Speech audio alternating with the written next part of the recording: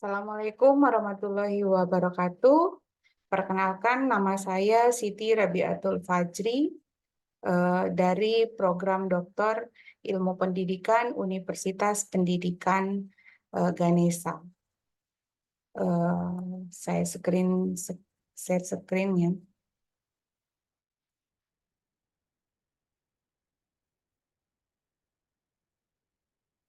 Baik, pada kesempatan ini saya Siti Rabiatul Fajri akan menjawab soal nomor 4 dari UAS mata kuliah Statistik Lanjutan dengan dosen pengampu Profesor Dr. Imade Candiasa MIKOM. Ini adalah soal nomor 4 pada ujian akhir semester mata kuliah Statistik Lanjutan. Soal nomor keempat, suatu penelitian ingin mengkaji pengaruh langsung dan tidak langsung variabel penguasaan materi ajar atau X1 dan penguasaan pedagogik atau X2 terhadap kemampuan praktik mengajar atau Y melalui kemampuan melaksanakan pembelajaran mikro atau X3 dengan konstelasi permasalahan sebagai berikut. Nah, ini adalah konstelasi permasalahannya. Nah, dari permasalahan ini sehingga saya berinisiatif untuk memberikan judul pada soal nomor 4 ini dengan pengaruh langsung dan tidak langsung penguasaan materi ajar dan penguasaan pedagogik terhadap kemampuan praktik mengajar melalui kemampuan melaksanakan pembelajaran mikro. Baik, berdasarkan judul dan kajian permasalahan yang ada, pertanyaan dari soal nomor 4 itu adalah yang pertama itu merumuskan masalah penelitian, yang kedua merumuskan hipotesis penelitian, dan yang ketiga menguji hipotesis penelitian dengan menggunakan beberapa aplikasi yaitu Liserel, Amos, PLS, dan SPSS dengan minimal responden sebanyak 50 responden untuk setiap variabelnya. Baik, kita mulai menjawab soal yang pertama, yaitu merumuskan masalah. Berdasarkan judul penelitian yang ada, maka saya dapat mengambil 6 buah rumusan masalahnya. Yang pertama, apakah bentuk ikatan antara variabel yang mempengaruhi dengan kemampuan praktik mengajar dengan cara empiris? Yang kedua, bagaimana pengaruh penguasaan materi ajar terhadap kemampuan praktik mengajar? Yang ketiga, bagaimana pengaruh penguasaan pedagogik terhadap kemampuan praktik mengajar? Yang keempat, bagaimana pengaruh kemampuan melaksanakan pembelajaran mikro terhadap kemampuan praktik mengajar? Yang kelima, bagaimana pengaruh penguasaan materi ajar terhadap kemampuan praktik mengajar melalui kemampuan melaksanakan pembelajaran mikro? Dan yang terakhir, yang keenam, bagaimana pengaruh penguasaan pedagogik terhadap kemampuan praktik mengajar melalui kemampuan melaksanakan pembelajaran mikro. Dengan 6 rumusan masalah, maka soal nomor pertama sudah terselesaikan. Lanjut ke soal yang kedua, yaitu merumuskan hipotesis. Karena di sini saya memiliki 6 rumusan masalah, ya, maka hipotesis penelitian yang bisa saya rumuskan itu adalah bisa saya kategorikan menjadi hipotesis langsung dan hipotesis tidak langsung. Hipotesis langsung yaitu yang pertama, penguasaan materi ajar berpengaruh secara langsung positif dan signifikan terhadap kemampuan praktik mengajar. Kemudian yang kedua, penguasaan pedagogik berpengaruh secara langsung positif dan signifikan terhadap kemampuan praktik mengajar. Yang ketiga, kemampuan melaksanakan pembelajaran mikro berpengaruh secara langsung positif dan signifikan terhadap kemampuan praktik mengajar. Hipotesis tidak langsung dari penelitian ini adalah pengaruh materi ajar penguasaan materi ajar berpengaruh secara tidak langsung, positif dan signifikan terhadap kemampuan praktik mengajar melalui kemampuan melaksanakan pembelajaran mikro. Yang kedua, penguasaan pedagogik berpengaruh secara tidak langsung positif dan signifikan terhadap kemampuan praktik mengajar melalui kemampuan melaksanakan pembelajaran mikro. Dengan demikian, soal nomor 2 pun telah terjawab, yaitu merumuskan hipotesis penelitiannya. Kemudian soal yang ketiga yaitu menguji hipotesisnya. Nah, berdasarkan permasalahan di atas, maka saya menguji hipotesis penelitian ini dengan menggunakan software Smart PLS SAM 3.0. PLS ini berkemampuan menjelaskan hubungan antara variabel secara bersamaan, ya. Tujuannya itu untuk membantu peneliti untuk mengkonfirmasi teori dan menjelaskan ada atau tidaknya hubungan antara variabel latennya. Oke, baik. Berdasarkan pertanyaannya, soal nomor 1 dan 2 sudah terjawab. Kita lanjut ke uji hipotesis. Uji hipotesis tentunya tidak bisa kita lakukan kalau kita tidak memiliki data.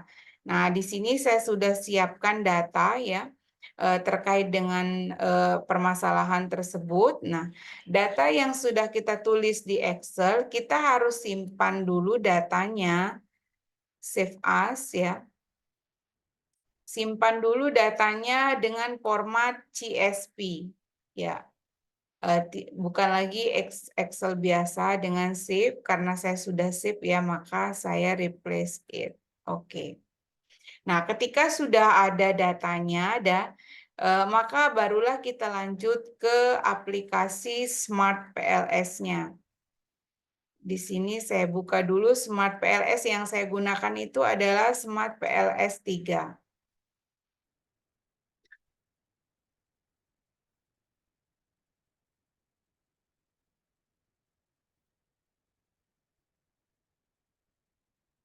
Oke. Masih menunggu membuka Smart PLS-nya.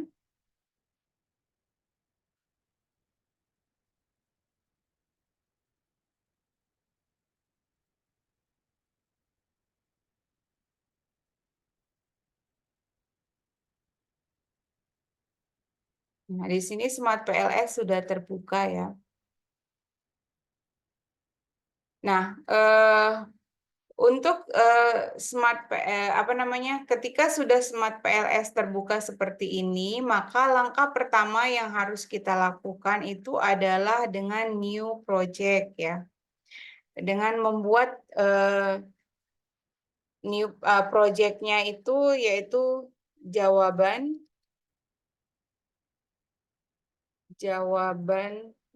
UAS nomor 4.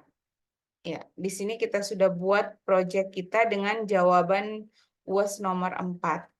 Nah, ketika sudah terbuat di sini, maka di atasnya ini ada keterangan double click to import data. Nah, ini bisa kita klik 2 kali untuk mengambil data pada Excel yang format CSV tadi. Double klik.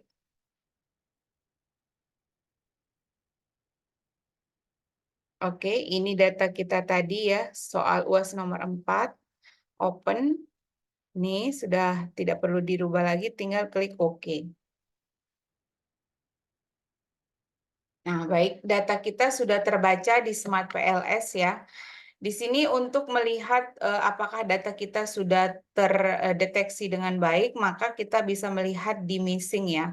Di sini missingnya 0, maka berarti data kita sudah terimport dengan baik. Ketika sudah kita mendapatkan data ini, maka yang kita lanjutkan itu adalah membuat seperti soal nomor 4 ini ya, menggambar konstelasi permasalahannya. Baik, kita buka lagi Smart PLS dengan mengklik jawaban UAS nomor 4 yang logonya seperti ini, kita klik 2 kali. Nah, maka akan muncullah data yang sesuai dengan yang kita buat tadi. Nah, ketika sudah muncul, maka kita akan gambar sesuai gambar ini ya. Dengan cara tinggal kita geret saja ya, X1. Kemudian ada X2.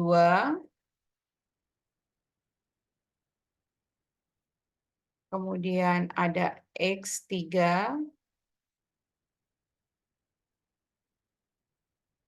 Kemudian ada Y.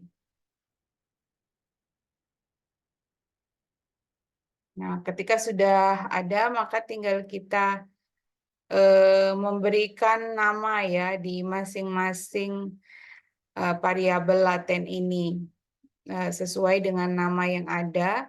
Nah, kita mulai dari yang X1 ya.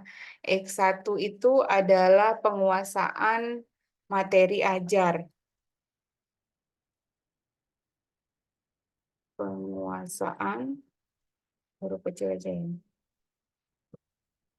Penguasaan materi ajar.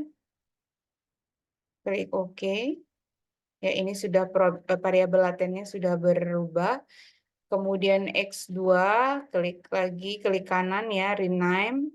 X2-nya itu adalah penguasaan pedagogik.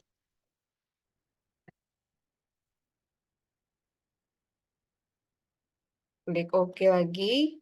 Dan variabel ketiga, klik kanan kembali, rename. Variabel ketiga itu adalah kemampuan melaksanakan pembelajaran mikro. Pembelajaran, singkat saja ya, pembelajaran mikro.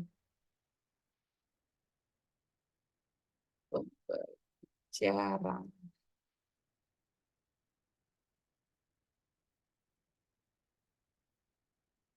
Pembelajaran mikro, klik OK. Dan yang terakhir, yang ke Y, itu adalah kemampuan praktek mengajar. Kemampuan praktek mengajar. Dan klik OK. Nah, ketika variabelnya sudah selesai kita tulis ya, barulah kita membuat garis sesuai soal ini ya. Garis sesuai soal ini dengan klik connect ya. Di sini ada connect-nya itu adalah X1 ke X2 ya. X1 ke X2, X1 ke X3, kemudian X1 ke Y. Kemudian X2 ke X3, kemudian X2 ke Y. Nah, habis itu X3 ke Y. Nah, ini sudah garisnya sudah kita bentuk sesuai dengan soal ya.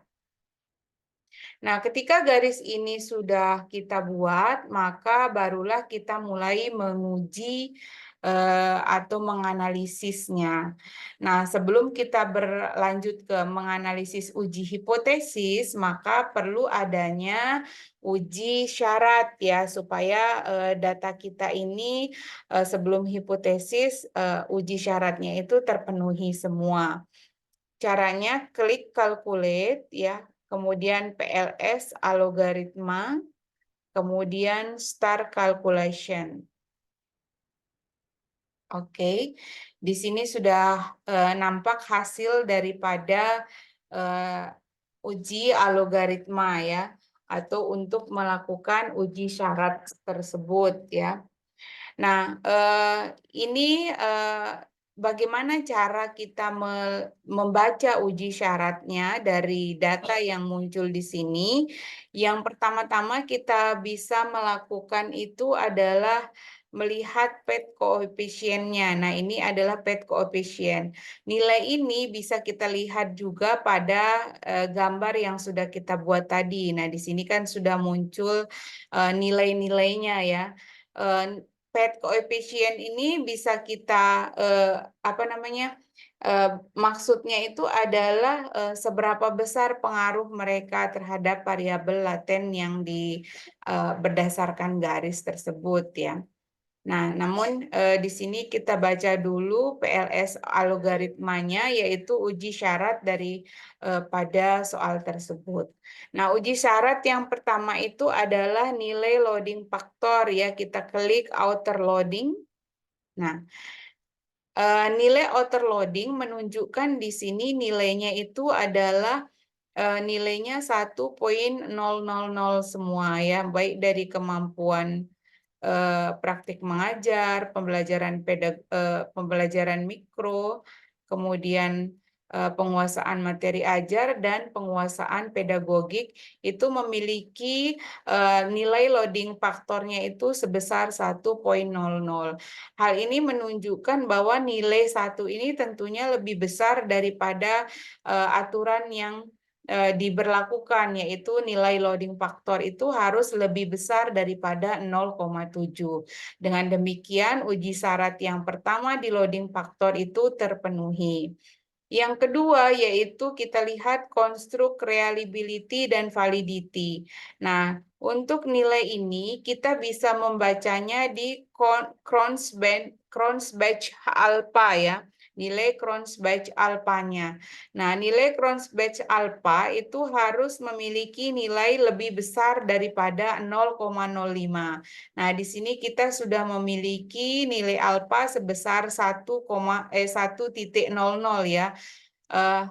Sehingga nilai nilai cons alpanya itu tentunya sudah memenuhi uji yang dipersyaratkan. Selain Cron's alpha, ini bisa kita juga melihat nilai average variance extracted atau nilai APE-nya. Nilai APE pada tabel ini terlihat bahwa nilai APE itu sudah menunjukkan angka 1. Ini tentunya lebih besar daripada 0,05. Hal ini menunjukkan bahwa validitas konvergennya juga baik. Nah, uji syarat yang kedua juga sudah terpenuhi, yaitu nilai konstruk reliability dan validity.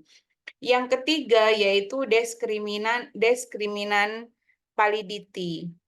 Nah, nilai diskriminan validity ini adalah yang kita lihat itu nilai diagonal atau angka yang di atas ini, yaitu 1, 1, 1, dan 1 ya, masing-masing semuanya 1.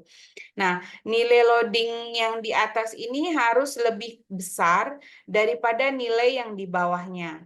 Nah, ini sudah kita lihat bersama-sama bahwa nilai yang di bawah ini lebih kecil daripada yang di atasnya. Nah, jadinya nilai uji yang ketiga terkait dengan diskriminan validity juga sudah terpenuhi, di mana nilainya itu lebih besar daripada nilai yang di bawahnya ini. Oke, yang terakhir terkait dengan uji syarat itu kita bisa melihat nilai R square-nya ya. Nilai R square itu standar daripada nilai R square itu harus lebih besar daripada 0,26. Nah, di sini kita sudah memiliki 0,76 sekian ya, 0,4, 0,4. Nah, ini sudah lebih besar daripada 0,26. Sehingga uji syarat untuk melakukan penelitian ini sudah terpenuhi. Selanjutnya barulah kita beralih ke uji hipotesis ya. Kita klik dulu data kita ya di jawaban UAS nomor 4 yang sudah kita buat. Nah, untuk penguji hipotesis maka kita kembali mengklik calculate ya. Tapi di sini yang kita klik itu adalah bootstrapping. Kemudian baru start calculation. Oke, di sini sudah nampak ya star calculation-nya, yaitu nilai daripada PET koefisiennya ya. Di sini nilainya. Nah, Nilai inilah yang bisa kita baca untuk menjawab semua hipotesis yang kita buat, baik hipotesis langsung maupun hipotesis yang tidak langsung ya. Baik, sekarang kita bandingkan ya hipotesis yang saya buat dengan hipotesis yang ada di PET analisis. Oke, kita sandingkan.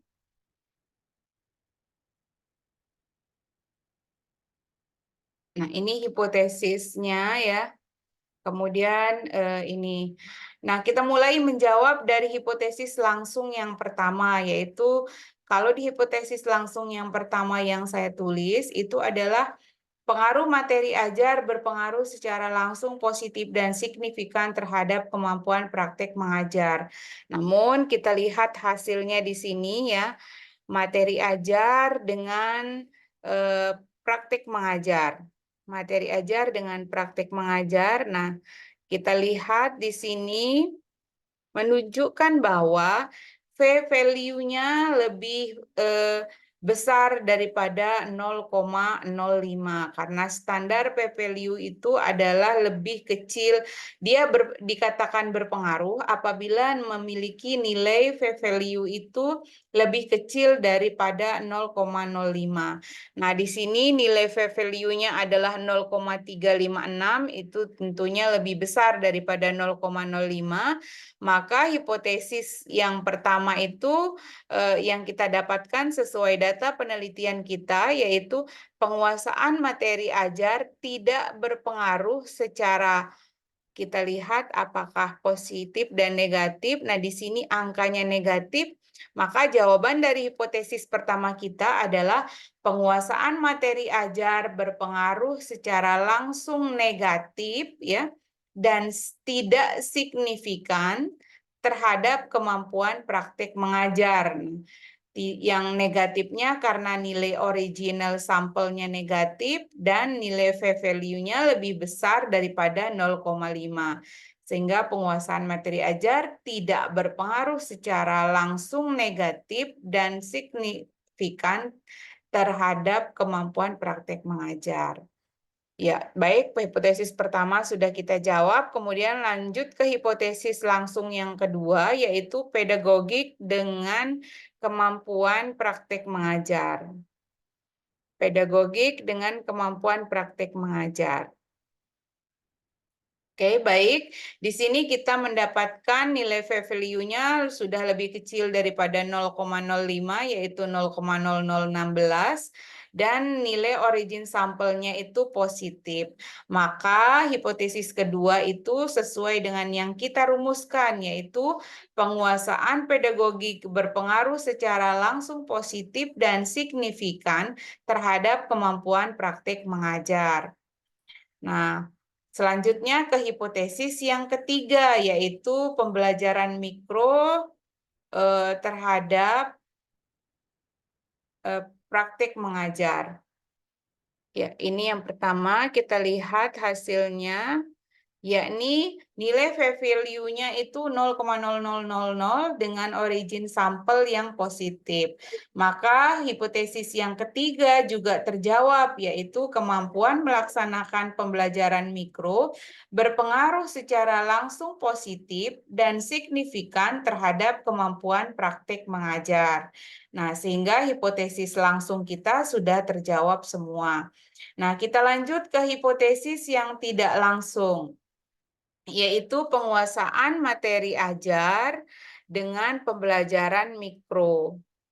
Nah, ini kita peroleh adalah nilai V-value-nya 0,931. Ini sangat lebih besar daripada 0,05 dengan origin sampel yang positif. Maka jawaban hipotesis kita berdasarkan data penelitian ini adalah penguasaan materi ajar tidak berpengaruh secara tidak langsung positif dan signifikan terhadap kemampuan praktik mengajar melalui kemampuan melaksanakan pembelajaran mikro ya. Kemudian yang terakhir, hipotesis kita yang terakhir yaitu penguasaan pedagogik dengan kemampuan praktek mengajar. Kita lihat bahwa nilai V-value-nya itu adalah 0,016 dengan origin sampel yang positif. Maka hipotesis tidak langsung kita yang kedua itu sudah terjawab seperti yang kita tulis, yaitu penguasaan pedagogik berpengaruh secara tidak langsung positif dan signifikan terhadap kemampuan praktek mengajar melalui kemampuan melaksanakan pembelajaran mikro. Nah, dengan demikian hipotesis kita sudah terjawab semuanya, sehingga permasalahan terkait nomor 4 pada UAS statistik lanjutan ini sudah kita jawab semuanya, ya. Oke, kembali saya full screen untuk ini ya,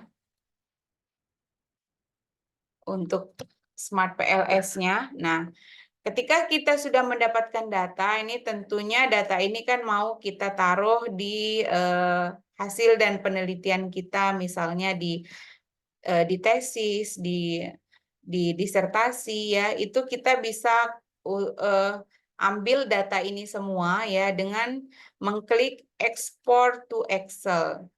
Ya, kita start to export. Dan kita tulis sesuai dengan jawaban soal nomor 4 ya, kita save. Nah, maka data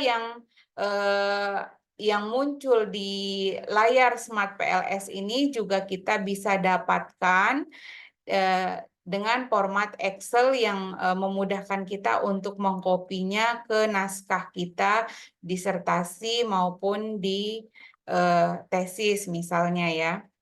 Nah, kita lihat dia di sini. Oke, ini jawaban nomor 4. Mana kita lihat jawaban? Nah, ini dia. Jawaban UAS nomor 4. Kita klik. Nah, di sini jawaban UAS nomor 4 sesuai dengan yang tampilan PLS sudah bisa kita lihat ya. Ya, komplitnya ada di sini ya, terkait dengan uji hipotesis yang baik langsung maupun tidak langsung itu sudah muncul di sini ya. Sudah bisa kita lihat juga ada yang merah, ada yang hijau sesuai dengan hasil hipotesis kita. Nah, selain itu kita juga bisa menampilkan misalnya dalam bentuk grafik ya, PET koefisien dengan frekuensinya ya, untuk masing-masing variabel uji hipotesis dengan pembelajaran mikro dan kemampuan praktek mengajar. Misalnya kalau kita mau munculkan dengan grafik juga bisa. Ini sudah komplit dikopikan di Excel-nya. Nah, itulah kelebihan daripada Smart PLS dengan SPSS ya, di mana kalau Smart PLS itu kita ujinya cukup 1 kali saja sudah mendapatkan hasil seperti ini, tidak perlu lagi menguji satu persatu untuk menghasilkan output datanya ya, output hasil penelitiannya. Baik, itu saja yang bisa saya sampaikan terkait dengan jawaban UAS saya di soal nomor 4 ya, untuk mata kuliah statistik lanjutan. Terima kasih Prof. Mohon izin saya Siti Rabiatul Fajri untuk men-stop record kali ini. Terima kasih. Wassalamualaikum warahmatullahi wabarakatuh.